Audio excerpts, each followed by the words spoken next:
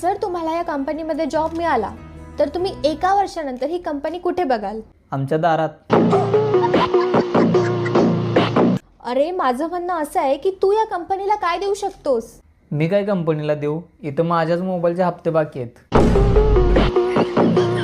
मला सांग, आपल्या कंपनीकडे 1 करोड रुपये आहे आणि ते आपल्याला डबल करायचे आहेत, तर सोपा आणि फास्ट मार्ग कोणता? सोप्पं आहे. आरशासमोर ठेवा, एका सेकंदात डबल. ते सोड, तू याला विकून दाखव. 5 रुपये 5 रुपये घ्या, 5ला 1 5ला 1.